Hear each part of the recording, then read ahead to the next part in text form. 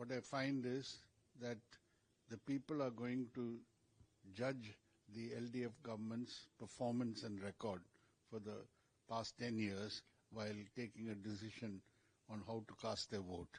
And the remarkable performance of the LDF government in the past 10 years in all spheres, for infrastructure development, for expansion of health and educational facilities and upgrading them, expansion of social welfare measures, and initiatives to increase the productive capacities in Kerala, increase in MSME and startups.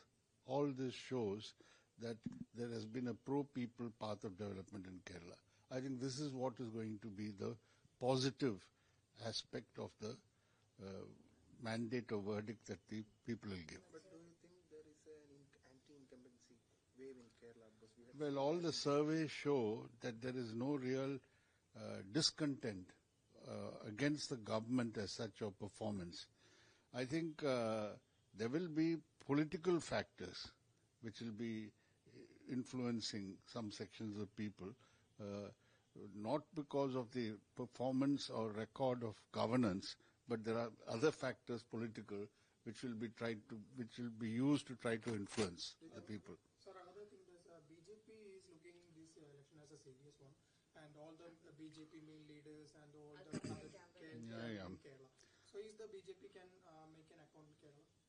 Well, the BJP is also pouring in a huge amount of money, as far as I can see. But I think the pattern in Kerala has been their vote goes up in a parliament election and then comes down after that in the assembly election. So what they got in the parliament election, I think they won't maintain it this time. It will come down.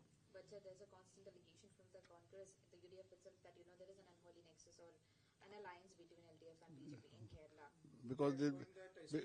Because they cannot think of any other way to criticize the LDF government's performance. So nobody in Kerala or in the rest of the country will believe that there can be some understanding between the BJP and the CPIM. The CPIM is known to be the most consistent and firm fighter politically and ideologically against the BJP and the RSS. For the past 5 years, CM, 10 years, Pinarayi Vijayan was the CM, but for the past 5 years, he has been criticized for his reaction to the people. And, people, so how do you look at that? I don't think that is any major issue. The question is, I think people recognize his leadership in the government, and they will judge by what is actually done in government, his performance in government. And not to think that the UDF is telling that there was an alliance between the SDP and the... Well, they are the ones who went with the Jamaat-e-Islami. They've got an understanding of the welfare party. As far as we are concerned, we have no understanding with such Muslim communal organizations. That is the party stand, not now. It's been for a long time, and it is an all-India stand. So what was the concern about the CRA amendment? Well, that's a concern for everyone because they're trying to make that act more draconian by bringing in amendments.